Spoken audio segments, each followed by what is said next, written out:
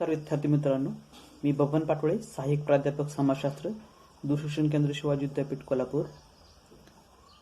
मित्रांनो, या भागात आपण MA भाग 2 सत्र 3 पेपर मानवी हक्क घटक पहिला मुद्दा मानवी अधिकारातील हक्क आणि कर्तव्ये याची चर्चा करणार आहोत. व्यक्तीच्या व्यक्तिमत्व विकासासाठी हक्काची आवश्यकता असते. काही मूलभूत हक्क नसतील तर कोणतीही व्यक्ती आपली प्रगती करू शकणार नाही. भारतीय घटनेमध्ये व्यक्तीच्या प्रगतीसाठी काही मूलभूत हक्क प्रदान केले आहेत. ते हक्क आपण समजावून घेऊ. हक्क, अर्थ आणि स्वरूप. हक्क म्हणजे आपल्याला आपल्या विकासासाठी आपण केलेल्या मागण्या. या मागण्यांना जेव्हा समाज व राज्याची मान्यता मिळते तेव्हा त्यांचे हक्कात रूपांतर होते. प्राध्यापक हेरॉल्ड लास्की यांच्या मते हक्क म्हणजे सामाजिक जीवनाची अशी परिस्थिती की ज्याशिवाय कोणत्याही व्यक्तीला स्वतःची जास्तीत जास्त प्रगती घडवून आणता येत नाही. समाजाचा एक सन्माननीय सदस्य या नात्याने व्यक्तीला हक्क प्राप्त होतात. हक्क अनिर्बंध नसतात.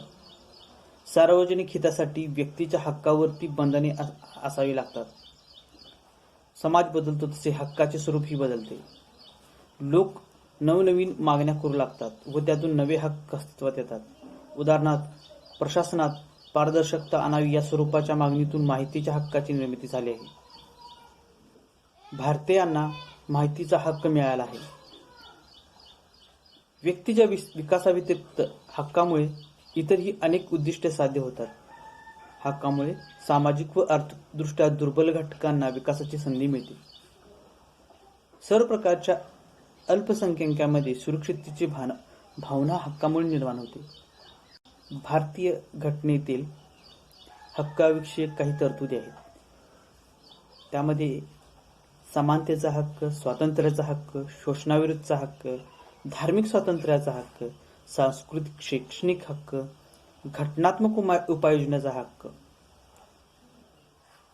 भारताच्या राज्यघटनेत 3ऱ्या भागात नागरिकांच्या मूलभूत हक्काविषयीची तरतुदी आहेत. या हक्काचे सविस्तर स्पष्टीकरण आपल्याला या मुद्द्यांच्या आधारे समजून घेता येईल. समतेचा हक्क.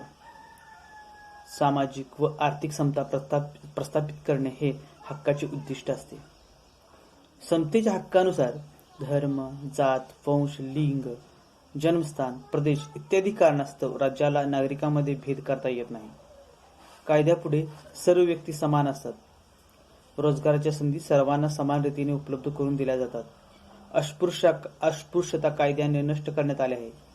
या अनिष्ट रूढीचे पालन हा गंभीर स्वरूपाचा गुन्हा ठरवण्यात आला आहे. ब्रिटिश राजवटीत विषमता निर्माण करणाऱ्या पदव्या त्याचबरोबर काही सवलती दिल्या जात असत. ही प्रथा नष्ट करण्यात आली आहे. व्यक्तीमध्ये भेद करणाऱ्या पदव्या सरकार देत नाही. दुसरा मुद्दा, स्वातंत्र्याचा हक्क. सर्वांगीण व्यक्तिविकासासाठी आवश्यक 6 स्वातंत्र्याचा समावेश हक्कात होतो. त्या हक्क आपण काही मुद्द्यांच्या आधारे समजून घेणार आहोत. ते म्हणजे असे की भाषण व विचार व्यक्त करण्याचे स्वातंत्र्य, निशस्त्र व शांततापूर्वक एकत्र येण्याचे स्वातंत्र्य, संस्था आणि संघटना स्थापन करण्याचे स्वातंत्र्य, भारताच्या कोणत्याही प्रदेशात मुक्तपणे संचार करण्याचे स्वातंत्र्य, भारताच्या कोणत्याही प्रदेशात वास्तव करण्याचे स्वातंत्र्य, कोणताही व्यवसाय, उद्योग किंवा व्यापार करण्याचे स्वातंत्र्य. याच हक्कातील तरतुदीनुसार प्रत्येक व्यक्तीला जीविताचा आणि व्यक्तिगत स्वातंत्र्याचा हक्क आहे. त्यानुसार कोणत्याही व्यक्तीचे जीवित आणि तिचे व्यक्तिगत स्वातंत्र्य कायद्याने केलेल्या तरतुदीशिवाय हिरावून घेता येत नाही. कोणत्याही व्यक्तीला विनाकारण अटक करून तुरुंगात डांबून ठेवता येत नाही. स्वातंत्र्याच्या हक्काविषयक असणाऱ्या या तरतुदीमध्ये एक नव्या हक्काची अलीकडेच भर घालण्यात आली आहे. त्यानुसार शिक्षणाचा हक्क. आणखीन एक हक्क म्हणजे आरोग्याचा हक्क. हा नागरिकांचा मूलभूत हक्क मानण्यात आला आहे. 6 ते 14 वयोगटातील बालकांना मोफत आणि सक्तीचे शिक्षण देण्यासाठी राज्यांनी प्रयत्न करावेत असे स्पष्ट करण्यात आले आहे. शोषणाविरुद्धचा हक्क. या हक्कानुसार माणसाची खरेदी विक्री करण्यात तसेच वेठबिखारी करण्यात आणि सक्तीची मजुरी करायला लावण्यात या प्रथांना कायद्याने बंदी घातली आहे. 14 वर्षाखालील मुलामुलींना धोक्याच्या ठिकाणी अथवा कारखान्यात किंवा काम करायचे असेल इतर ठिकाणी काम करायचे असेल तर प्रतिबंध करण्यात आला आहे. कौटुंबिक स्तरावरती स्त्रियांचे शोषण थांबवण्याच्या दृष्टीने स्त्रियांचे कौटुंबिक हिंसाचारापासून संरक्षण करणारा कायदा शासनाने 2005 साली मंजूर केला आहे. सर्वांना सन्मानाने जगता या दृष्टीने तरतूद महत्वाची आहे.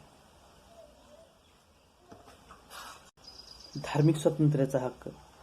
भारत एक धर्मनिरपेक्ष. या देशामध्ये अनेक धर्म आहेत, परंतु कोणत्याही एका धर्माला राज्याचा धर्म मानला जात नाही. सर्व धर्मांना समान मानले जाते. नागरिकांना आपल्या बुद्धीला पटेल त्या धर्माचा अवलंब करण्याचे स्वातंत्र्य आहे. धार्मिक बाबतीत राज्य हस्तक्षेप करीत नाही. सांस्कृतिक व शैक्षणिक घटक. भारतात विविध भाषा संस्कृती असणारे लोक आहेत.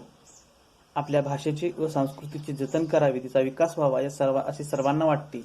म्हणून नागरिकांना सांस्कृतिक व शैक्षणिक हक्क देण्यात आले आहेत. त्यानुसार लोकांना आपल्या वैशिष्ट्यपूर्ण भाषा व संस्कृती जोपासण्याचा व त्यासाठी शैक्षणिक संस्था स्थापन करण्याचा अधिकार देण्यात आला आहे. घटनात्मक उपाययोजनेचा हक्क. नागरिकांच्या मूलभूत हक्कावरती अतिक्रमण होऊ नये व हक्कापासून त्यांना वंचित करता येऊ नये म्हणून घटनात्मक उपाययोजनेचा हक्क देण्यात आला आहे. या हक्कामुळे मूलभूत हक्कावरील अतिक्रमण न्यायालयाकडे दाद मागून दूर करता येते. मूलभूत हक्काचा भंग करणाऱ्या कोणत्याही व्यक्ती विरुद्ध न्यायालयात जाण्याचा अधिकार प्राप्त होतो. मानवी हक्काची सनद. 10 डिसेंबर 1948 रोजी संयुक्त राष्ट्र या संघटनेने मानवी हक्काची सनद स्वीकारली. या घटनेत मूलभूत हक्काविषयी तरतुदीचा समावेश करण्यात आला. भारताच्या घटना समितीने मानवी हक्काची सनद विचारात घेतली. या सनदेत मानवी हक्काचा उल्लेख करण्यात आला आहे. मानवी हक्काच्या सनदेनुसार प्रत्येक व्यक्ती जन्मतः स्वतंत्र आहे. प्रतिष्ठा व हक्क याबाबत सर्व व्यक्ती समान आहेत. प्रत्येक व्यक्तीला जीविताचा, स्वातंत्र्याचा आणि सुरक्षेचा अधिकार आहे. मानवी हक्क व्यक्तीला जन्मतः प्राप्त होतात म्हणून ते नाकारण्याचा अधिकार कोणाला नसतो. शासनाने या हक्कांना संरक्षण द्यावे तसेच संयुक्त राष्ट्राच्या मदतीने मानवी हक्काविषयी आदर वृद्धिंगत करावा असेही मानवी हक्क संहितेत नमूद करण्यात आले आहे. मानवी हक्काच्या सनदेतील विविध हक्काचा स्वीकार जगातील सर्व राष्ट्रांनी करावा असा संयुक्त राष्ट्राचा आग्रह आहे. मानवी हक्काबाबत जागरूकता वाढावी म्हणून 10 डिसेंबर हा दिवस संपूर्ण जगभर मानवी हक्क म्हणून साजरा केला जातो. भारतीय नागरिकांची मूल कर्तव्य. समाजाचा घटक या नात्याने व्यक्तीला जे हक्क प्राप्त होतात त्याचप्रमाणे व्यक्तीला समाजासाठी काही जबाबदारी पार पाडणे अपेक्षित असते. लोकशाहीत लोकांना केवळ हक्काची मागणी करू नये तर कर्तव्याप्रतीही त्यांनी दक्ष राहावे. भारतीयामध्ये कर्तव्याची जाणीव निर्माण व्हावी म्हणून राज्यघटनेने काही मूलभूत कर्तव्य स्पष्ट केले आहेत. त्यामध्ये राज्यघटना, राष्ट्रध्वज, राष्ट्रगीत, चिन्हांचा आदर करणे, आपल्या स्वतंत्र चळवळीला प्रेरणा देणाऱ्या अहिंसा, लोकशाही व धर्मनिरपेक्षता या मूल्यांचा अवलंब करणे, भारताचे सार्वभौमत्व, एकता, एकात्मता याचे रक्षण करणे, राष्ट्राचे संरक्षण करणे व राष्ट्राच्या सेवेत सदैव सज्ज असणे. सर्व भारतीयांमध्ये बंधुभाव वाढीस लावणे आणि स्त्रियांच्या प्रतिष्ठेआड येणाऱ्या चालीरीती त्याग करणे, आपल्या संमिश्र आणि बहुविध संस्कृतीचा समृद्ध वारसा जतन करणे, पर्यावरण, जंगले, नद्या, वन्यजीवन यांचे संवर्धन करणे, वैज्ञानिक दृष्टिकोन, मानवतावाद, शोधकृती आणि सुधारणा यांना प्रोत्साहन देणे, सार्वजनिक संपत्तीचे रक्षण करणे व हिंसाचाराचा निग्रहपूर्वक त्याग करणे. व्यक्तीस सामुदायिक कार्यक्षेत्रात श्रेष्ठत्व किंवा उच्च गुणवत्ता मिळवण्यासाठी परिश्रम करणे व देश प्रगतीपथावर नेणे, 6 ते 14 वयोगटातील आपल्या पाल्यांना पालकांनी शिक्षणाच्या संधी उपलब्ध करणे इत्यादी. थँक्यू.